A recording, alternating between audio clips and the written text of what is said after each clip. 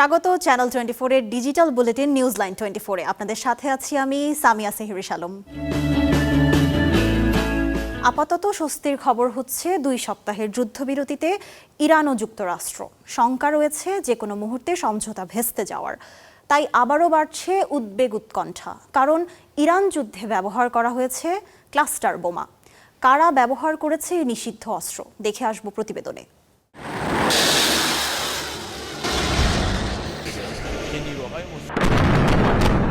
সরকার পরিবর্তনের লক্ষ্যে গেল ২৮ ফেব্রুয়ারি ইরানে একযোগে যৌথ হামলা শুরু করে যুক্তরাষ্ট্র ও তার মিত্র ইসরায়েল। টানা ৪০ দিনের এই সংঘাতে উভয় পক্ষ প্রদর্শন করে নানান ধরনের মারণাস্ত্র।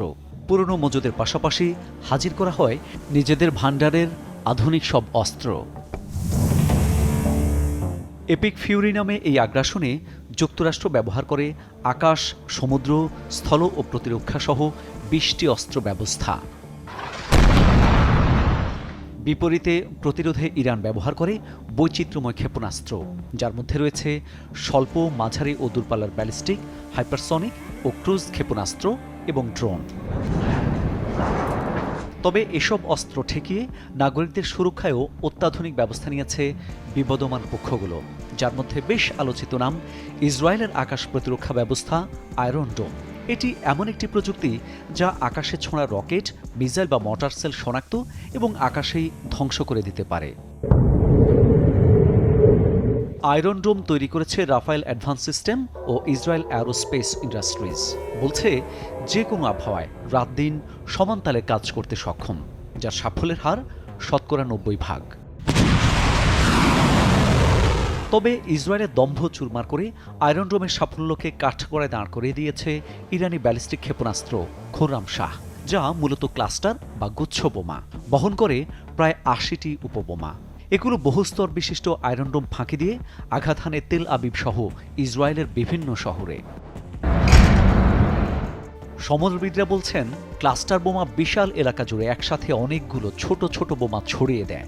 সবগুলো একসাথে বিস্ফোরিত হয় না, ফলে একটি লক্ষ্যবস্তু ধ্বংস করতে খরচ করতে হয় ডজন ডজন দামি মিসাইল। এতে অনেকটাই কুপোকাত ইসরায়েল। ব্রিটিশ সংবাদ মাধ্যম দ্য গার্ডিয়ান বলছে, কেবল মধ্য ফেব্রুয়ারিতেই ইরান থেকে ছোঁড়া হয় ১৯টি ব্যালিস্টিক ক্ষেপণাস্ত্র। এতে নিহত হয় ৯ ইসরায়েলি, আহত হয় কয়েকশো মানুষ, যা হতবিহ্বল করে দেয় সাধারণ ইসরায়েলিদের আর কাঁপন ধরিয়ে দেয় আইডিএফ কর্মকর্তাদের বুকে। কেবল ইরান নয়, আমেরিকা ইসরায়েলও ব্যবহার করে ক্লাস্টার বোমা। একে আন্তর্জাতিক আইনের চরম লঙ্ঘন বলে মন্তব্য করে তীব্র নিন্দা জানিয়েছে আন্তর্জাতিক মানবাধিকার সংস্থা অ্যামনেস্টি ইন্টারন্যাশনাল।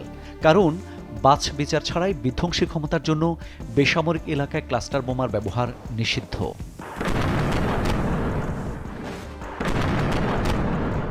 প্রশ্ন হচ্ছে, আন্তর্জাতিক আইনে নিষিদ্ধ হলেও ইরান যুদ্ধে দেদারসে ব্যবহার হচ্ছে কিভাবে? কারণ ২০০৮ সালের ক্লাস্টার মিউনিশন কনভেনশনে ইরান বা ইসরায়েল কেউই সই করেনি। এরই সুযোগ নিচ্ছে দুই পক্ষ। মামুন উর রশিদ, চ্যানেল 24। ২ বছর ধরে বন্ধ সিজারিয়ান অপারেশন। একজন অ্যানেস্থেশিয়া বিশেষজ্ঞের অভাবে তৈরি হয়েছে এই সংকট। বলছি জয়পুরহাট সরকারি মা ও শিশু কল্যাণ কেন্দ্রের কথা, যেখানে এসে কাঙ্ক্ষিত চিকিৎসা সেবা না পেয়ে ফিরে যাচ্ছেন বেশিরভাগ রোগী। জয়পুরহাট সরকারি মা ও শিশু কল্যাণ কেন্দ্র, যা মাতৃমঙ্গল হাসপাতাল নামেও পরিচিত। প্রসূতি সেবায় একসময় বেশ সুনাম থাকলেও বর্তমানে নাম উঠেছে ভোগান্তির খাতায়। অ্যানেস্থেশিয়া বিশেষজ্ঞের অভাবে বন্ধ রয়েছে সব ধরনের অপারেশন, ফলে সেবাবঞ্চিত থাকতে হচ্ছে গর্ভবতী নারীদের। স্বাস্থ্য সেবা এরকম মানুষের মনে কর সেবা নাই, কিছু নাই, ওষুধ নাই, পাতি নাই। আমরা গরিব মানুষ, আমরা 2 টাকা কম পালে আমাদেরই ভালো। আগে ওষুধ ঠিক মতো পেতাম, এখন তো ওষুধ ঠিক মতো পাওয়া যায় না, এসে ফেরত যেতে হয়। এই যে ফেরত যাচ্ছি আজকে। পরিষ্কার পরিচ্ছন্নতা, তারপর ঠিক মতন সেবা এটা পাওয়া যায় না এখানে। প্রায় অচল হয়ে আছে অপারেশন থিয়েটার ও সংশ্লিষ্ট ওয়ার্ড। প্রয়োজনীয় যন্ত্রপাতি থাকলেও ব্যবহার না হওয়ায় নষ্ট হওয়ার পথে।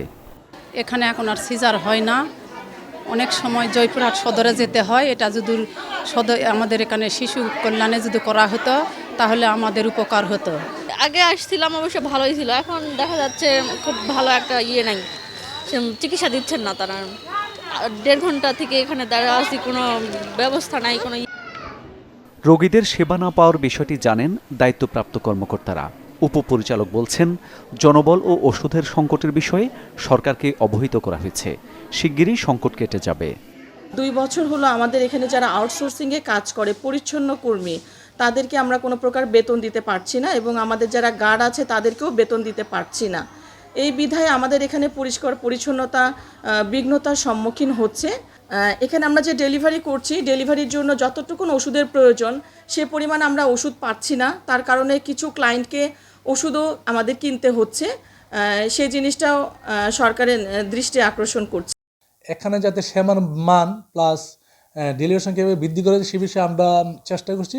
এখানে একটা আশার কথা যে আমাদের এই জয়পুরহাট জেলা ইতিমধ্যে আমাদের এডিসিসি ডাক্তার আতিক রহমান যোগদান করেছেন। উনি আসলে অ্যানেস্থেসিয়ালিস্ট। আমরা ওনাকে এই এমসিডব্লিউসির এইটার অতিরিক্ত দায়িত্ব অলরেডি দেওয়া হয়েছে। আমরা ইতিমধ্যেই আমরা সিজারিং কার্যক্রম শুরু করতে পারবো। জয়পুরহাট শহরের ধানমন্ডি এলাকায় 1979 সালে প্রতিষ্ঠা করা হয় মা ও শিশু কল্যাণ কেন্দ্র। সংকট কাটিয়ে শিগগিরই এখানে পূর্ণাঙ্গ স্বাস্থ্যসেবা চালু হবে, এমনটাই আশা করছেন স্থানীয়রা। Desk report, channel 24। তেলের সংকট যেন নীরবে বদলে দিচ্ছে হাজারো মানুষের জীবন। যে মোটরসাইকেল ছিল রোজগারের একমাত্র ভরসা, আজ সেটি হয়ে উঠেছে বোঝা। বাধ্য হয়ে পেশা ছেড়ে দিচ্ছেন রাইড শেয়ারিং অ্যাপে জড়িতরা। বলছেন, জ্বালানি সংকট ফেলে দিয়েছে অনিশ্চয়তায়, তাই খুঁজতে হচ্ছে আয়ের বিকল্প উৎস। একসময় পটুয়াখালীর বিভিন্ন উপজেলায় বাস স্ট্যান্ড, যাত্রী ছাউনি, মোটরসাইকেল স্ট্যান্ডগুলো ছিল ব্যস্ত। যাত্রীর ডাক, ইঞ্জিনের শব্দ সব মিলিয়েছিল গতিময় জীবনের ছন্দ। এখন শুধুই নীরবতা। জ্বালানি তেলের সংকটে থেমে গেছে অনেক চাকা, থমকে গেছে জীবনের গতি। এই নীরবতার মাঝেই দাঁড়িয়ে আছেন রহিম পেদা। পটুয়াখালী বাউফলের নওমালা ইউনিয়নের বাসিন্দা। গেল 10 বছর ধরে ভাড়ায় মোটরসাইকেল চালিয়েই গড়েছেন সংসার, দেখেছেন সুদিনের স্বপ্ন। স্বপ্ন থেমে থাকে না, তবে পথ বদলে যায়। তাই তো স্টিয়ারিং ছেড়ে এখন হাতে ইট সিমেন্ট। মোটরসাইকেল চালক থেকে রহিম আজ একজন রাজমিস্ত্রি। বিভিন্ন জায়গায় খোঁজাখুঁজি করে তেল পাই না, যাত্রী আনতে পারি না। এখন আমার সংসার চালানো অনেক কষ্টকর। ছেলে মেয়ে বাচ্চা আছে, বউ আছে, তাদের ভরণ পোষণ দেখা লাগে আমার। এখন সেই জন্য মোটরসাইকেল বেচছে আমি এখন রাজের কাজ ধরছি। তাও রাজের কাজও কষ্টকর, অনেক কষ্ট। তারপরও জীবনযাপন চালাইতে হইলে আমার কষ্ট স্বীকার করিয়া কাজ করতে হইবে, এই জন্য আমি রাজের কাজ বাছা নিছি। স্বপ্নভঙ্গের এই বেদনায় রহিম একা নন, তার মতো আরও অনেক চালক আজ দিশেহারা। কেউ ছেড়েছেন পেশা, কেউ খুঁজছেন নতুন পথ। বাউফলে তেলে অনেক সংকট, অনেক গাড়িওয়ালারা গাড়ি ছেড়ে অনেক অন্যান্য কাজ করতে আছে। করোনা অবস্থানে 4 দিন ধরে তৈল গাড়ি চালাইতে পারতেছি না। ঠিক আছে, গত সপ্তাহে চালাই নাই 3 দিন, আজ এই সপ্তাহে 4 দিন। তেলের সমস্যার কারণে এখন গাড়ি চলে 2 থেকে 3টা। যেই 2-3টা চলে তাও চলে খুব কষ্ট কইরা। যেমন বরিশাল থেকে তৈল না লাগে, যাইতে দিন শেষ, সিরিয়ালে দাঁড়াই থাকা লাগে 3-4 ঘন্টা। পরে বোতলে করে বেছে, এরা চায় 200 টাকা লিটার, 180 টাকা লিটার চায়। এগুলো দিয়া পুরিয়া চালাইয়া আমাদের সংসারে বাঁচে না। যে ভাড়া রোডের অবস্থা, এই অবস্থা খুবই খারাপ। হঠাৎ চালক কমে যাওয়ায় ভোগান্তিতে পড়েছেন সাধারণ মানুষও। একসময় যেখানে সহজেই মিলত যানবাহন, সেখানে এখন অপেক্ষায় বাস্তবতা। এ জায়গায় আইলি বাইক 1-200 বাইক পাওয়া যাইতে, এমন মনে করেন তেলের কারণে বাইক পাওয়া যায় না। আগে এ জায়গায় আইলে বাইক পাওয়া যাইতে, তেলের সংকটের কারণে বাইক পাওয়া যায় না, দাঁড়াই থাকা লাগে। মানুষের ভোগান্তির কথা জানে স্থানীয় প্রশাসন। কর্মকর্তা বলছেন, জ্বালানি নিয়ে কোনো ধরনের বিশৃঙ্খলা সৃষ্টির চেষ্টা করলে কঠোর ব্যবস্থা নেওয়া হবে। আমরা ইচ অ্যান্ড এভরি প্রত্যেকটা জায়গায় কিন্তু আমরা কাজ করছি এবং প্রতিদিন এই ভিজিলেন্স টিম কাজ করছে। আমাদের একটা হোয়াটসঅ্যাপ গ্রুপ আছে যেখানে কিনা আমাদের ডিপোর ম্যানেজাররা আছে এবং তারা প্রতিনিয়ত কি পরিমাণ আমাদের আসলে এখানে দিচ্ছে এবং কি সেই জিনিসটা আমাদের লিস্ট পাঠাচ্ছে এবং এটা ধরে কিন্তু আমরা এই পেট্রোল পাম্পগুলোতে যাচ্ছি। কেউ যদি কোনো ধরনের বিশৃঙ্খলা তৈরি করার চেষ্টা করছে তাদের বিষয়ে আমরা মোবাইল টিম সহকারে কাজ করছি। আমাদের অন্যান্য বাহিনীরাও আমাদের ভিজিলেন্স টিমসে আছে এবং তারা কাজ করছেন। তেলের সংকট শুধু চাকা থামায় না, থামিয়ে দেয় কারো কারো স্বপ্নও। রহিমদের মতো হাজারো মানুষের জীবনের অনিশ্চয়তা শিগগিরই কেটে যাবে, এটাই প্রত্যাশা। Desk report, channel 24। ইট, কাঠ আর পাথরের নির্লিপ্ত শহর, যেখানে কোলাহলের ভিড়ে সবুজের দেখা মেলা ভার। তবে সেই নগরে নিজের বাড়িকে বাগানে রূপান্তর করেছেন বৃক্ষপ্রেমী এক কলেজ শিক্ষক। তার বাড়ি দেখে মনে হবে যেন এক টুকরো গ্রাম, যেখানে গেলে মনের অজান্তেই মিলবে এক চিলতে স্বস্তি। ফখরুল শাহিন জানাচ্ছেন বিস্তারিত।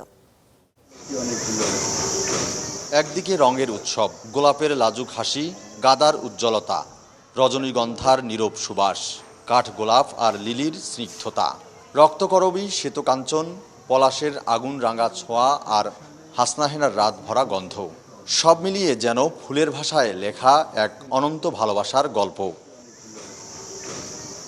আরেক পাশে ফলের মেলা, কমলা, অ্যাভোকাডো, আতা, তেঁতুল, পেয়ারা, জলপাই, আমড়া, ডালিম, আলু বোখারা, ডালে ডালে দোল খায় ফল, মাটির গন্ধ মিশে থাকে বাতাসে, যেন প্রকৃতি নিজেই এসে বসেছে এই উঠোনে।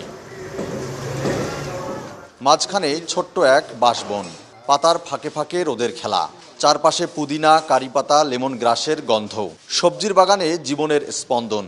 সব মিলিয়ে এখানে প্রতিটি কোণেই জীবন যেন নতুন করে শ্বাস নেয়। হঠাৎ দেখলে মনে হবে যেন শহরের মাঝে লুকিয়ে থাকা এক টুকরো গ্রাম, কিন্তু না, এটি কোনো কল্পনা নয়। বেগম রোকেয়া সরকারি কলেজের রাষ্ট্রবিজ্ঞান বিভাগের সহযোগী অধ্যাপক আজহারুল ইসলাম দুলালের ভালোবাসায় গড়ে ওঠা বাস্তব। ইন্সপিরেশন যেটা কাজ করছে সেটি হচ্ছে এই যে শহরের ইটকাঠ পাথরের শহরে আমাদের বৈশ্বিক উষ্ণতা বা এখানে কার্বন ডাই অক্সাইডের পরিমাণ বেশি, অক্সিজেন আমরা কম পাই।